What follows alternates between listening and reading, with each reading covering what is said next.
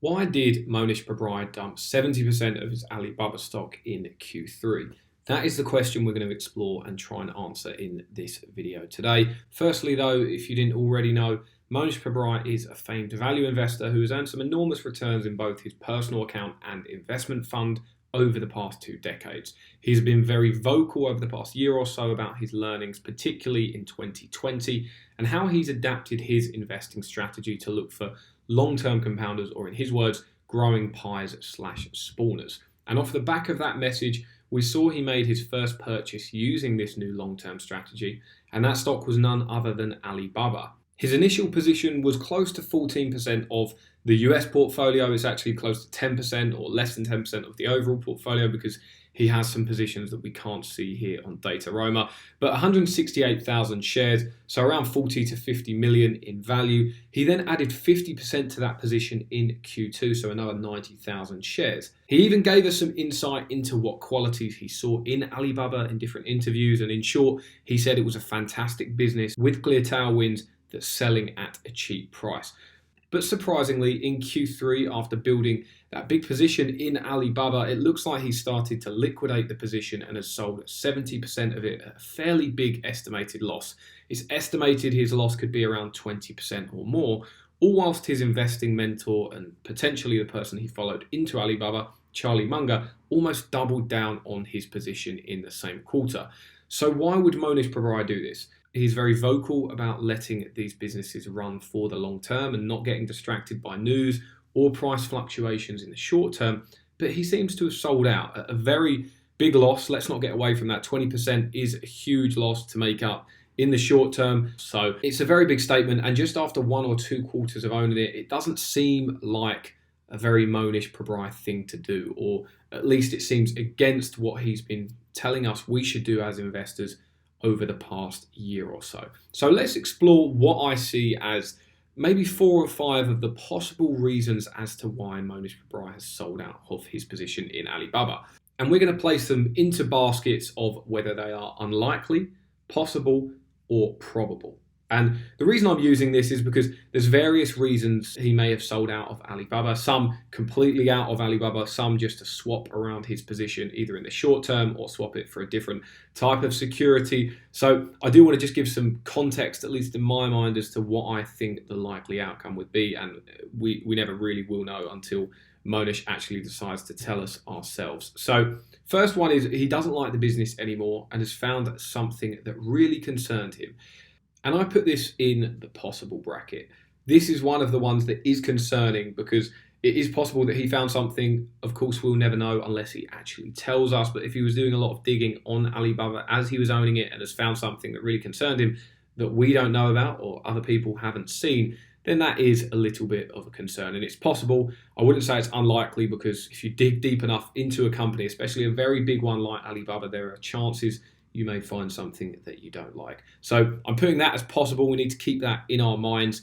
The second one is he's been put off by some macroeconomic data that has come out recently that essentially said that Chinese growth is slowing, or economic growth is slowing at the moment due to various reasons. We've also seen stuff come out about Singles Day sales and the growth rate slowing for Alibaba versus other competitors, and also recent news surrounding China. Now, I think this is unlikely, and the reason why I think it's unlikely is because a lot of what Mohnish Pabrai was saying he was excited about for Alibaba didn't necessarily have anything to do with the regular economy of China. Of course, it was a tailwind, but he was more focused on cloud and cloud services, the new economy in China, if you like, the internet economy. So that area of the market is still growing very rapidly. It doesn't seem to be slowing. And although the underlying economic growth of China and maybe Alibaba's core commerce business may look like it's starting to taper off a little bit, I wouldn't say slow, but taper off from where it has been in the high sort of teens to 20%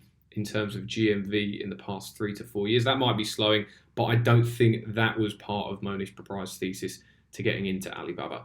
The next thing is maybe he found something better and swapped his Alibaba position for that. And this is very possible. I'm not going to put it in probable, but it is possible. I still think you wouldn't sell at a 20% loss and chuck it straight into this other position unless you had a real conviction about the near-term possibilities of the company and that it's going to shoot up in price sometime soon, because that delta, that 20% loss, is a lot to make up in a new position in terms of the upside that you need. We did see him talk about Tencent in a recent interview. I did a video on that as well, where he talked in some detail about why he loves Tencent so much as a business and all of the tailwinds that it has going into the future. So maybe there's a possibility he swapped his position for Tencent. I don't know. I'm just putting that out there. Now, the next one is tax benefits. And this is where he would essentially lock in a loss for Alibaba for the year, and then he can write off some of the gains that he's made on the other positions, and maybe he would buy it back at a later date. But the main thing is he's locking in that loss so he doesn't have to pay the capital gains tax on some of the other positions, and he would be making, on a net basis, some money off of that. I've put this as probable. I think this could actually be what he's doing here. I'm not 100% sure, obviously, but it's something that he has done in the past, so he has a track record of it. The next one is he's swapped the Baba position for Hong Kong shares. And when I think a little bit more deeply about this, the benefits would go beyond just the fact that you have an added element of safety from US relations with Chinese listed stocks. The other benefit would be that he doesn't actually have to talk about Alibaba as much, or he's not going to be asked about Baba all the time in these interviews because it's not showing up on his 13F. And he seems obviously not to like to talk about positions that he has or open positions. He prefers to defer questions about companies that he owns or it's publicly known that he owns. So there's an added benefit to owning the Hong Kong shares for Pabrai if you think about it. So I've put this in the basket of probable just because I can make sense out there. Like the tax benefits one, I can see really a financial sense in both of those. It's not something that I would do, but I can see sense in both of them. Whereas the other ones seem very unlikely just based off of what he said about Alibaba in the past and how he feels about the company. And the frustration, like I said before, is we'll never really know unless Mohnish decides to enlighten us himself. However, one word of advice would be that if he has really closed out his interest in Alibaba altogether, you could probably expect him to talk about it in the near future, as he does tend to comment freely on previously owned stocks and why he no longer owns them.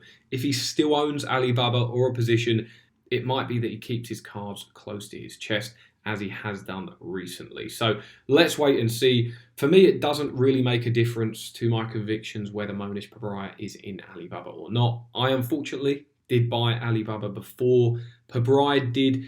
I say unfortunately because that price was in the 220s or above that, and you can see where the stock is now. So it is unfortunate that I was early. And although there are risks involved in sizing your exposure to Alibaba or China according to your comfort levels, I think it's very necessary. All the tailwinds and future catalysts for growth are still present in their business and the Chinese internet economy. I think they're very present, in fact.